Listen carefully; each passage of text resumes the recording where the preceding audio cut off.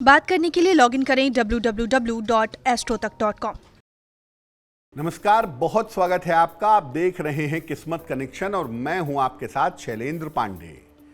आज हम बात करेंगे भगवान कृष्ण के जन्मोत्सव की, जिसे कहते हैं श्री कृष्ण जन्माष्टमी। जन्माष्टमी का पूजा विधान क्या होगा, जन्माष्टमी पर भगवान कृष्ण की पूजा कैसे करेंगे और उनसे किस तरह के वरदान प्राप्त होंगे, इन विषयों पर विस्तार से बात करेंगे। सबसे पहले जानते हैं कि जन्माष्टमी का महत्व क्या है और अर्थ क्या है। देखिए, भगवान कृष्ण का जन्म हुआ था भाद्रपद कृष्ण पक्ष की अष्टमी को।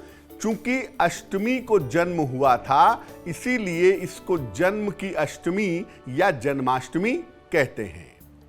भगवान कृष्ण का जन्म अष्टमी तिथि को हुआ था, इसीलिए जन्माष्टमी के निर्धारण में अष्टमी तिथि का बहुत ज्यादा ध्यान रखते हैं। इस दिन भगवान कृष्ण की पूजा करने से संतान प्राप्ति, आयु और समृद्धि की प्राप्ति होती है। श्री कृष्ण जन्माष्टमी का पर्व मना करके आप अपनी हर मनोकामना पूरी कर सकते हैं।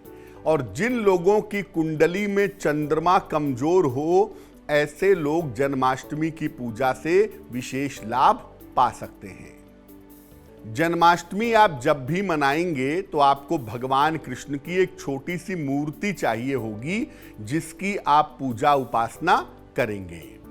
तो भगवान कृष्ण की मूर्ति का चुनाव कैसे करेंगे, किस तरह की मूर्ति ले आएंगे। देखिए, सामान्यतः जन्माष्टमी पर बाल कृष्ण की स्थापना और आराधना की जाती है। आप अपनी आवश्यकता और मनोकामना के आधार पर जिस स्वरूप को चाहें वो स्थापित कर सकते हैं। प्रेम और दाम्पत्य जीवन के लिए राधा कृष्ण की स्थापना करिए। संतान प्राप्ति के लिए, संतान के कल्याण के लिए बाल कृष्ण की स्थापना करिए।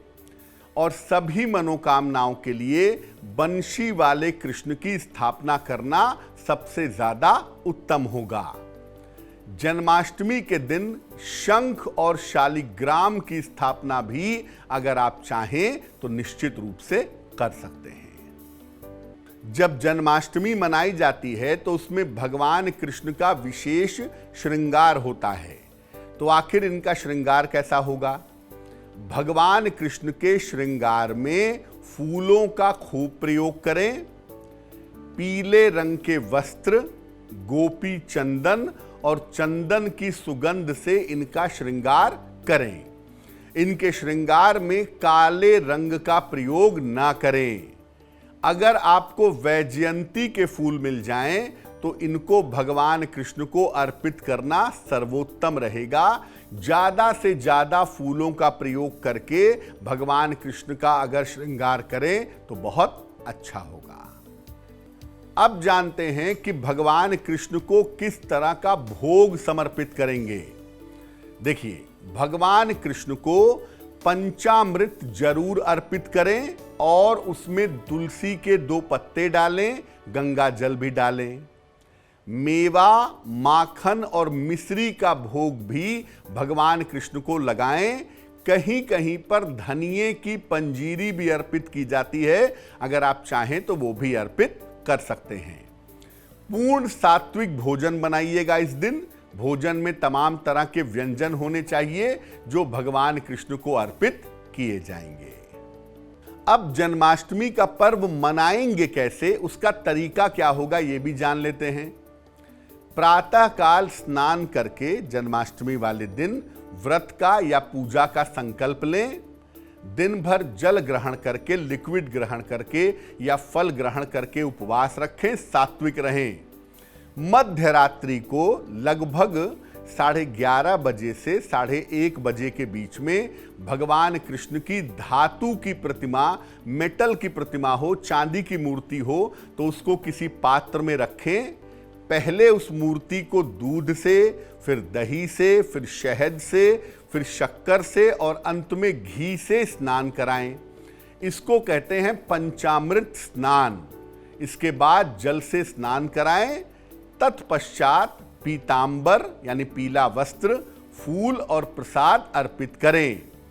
ध्यान रखें कि जो आप पंचामृत से स्नान कराएंगे या जो चीजें उनको अर्पित करेंगे वो शंख में डालकर अर्पित करें तो बहुत अच्छा होगा। और जो व्यक्ति भगवान कृष्ण को स्नान कराएगा, उनकी पूजा करेगा, वो काले या सफेद वस्त्र धारण नहीं करेगा। तो जब आप भगवान कृष्ण को स्नान करा लें, पीले कपड़े पहना लें, उन्हें झूले में बैठा दें और उसके बाद अपनी मनोकामना के हिसाब से मंत्र का जप करें। वैसे मैं ये कहूँगा कि ऐसी स्थिति में मधुराष्टक का पाठ करना बड़ा अच्छा होता है। अंत में प्रसाद ग्रहण करें और लोगों में प्रसाद बांटें। इस सरल तरीके से आप जन्माष्टमी का पर्व मना सकते हैं। तो आज हमने श्री कृष्ण जन्माष्टमी की बात की। अब जान लेते हैं क्या है आज की सलाह। अगर आपने अपने घर में लड्डू गोपाल की स्थापना की है तो इनकी मर्यादा का ध्यान रखें। घर को पूरी तरह से सात्विक रखें। उनकी ऐसे ही देखभाल करें जैसे छोटे बच्चे की जाती है और ऐसा करना आपके लिए जरूरी है।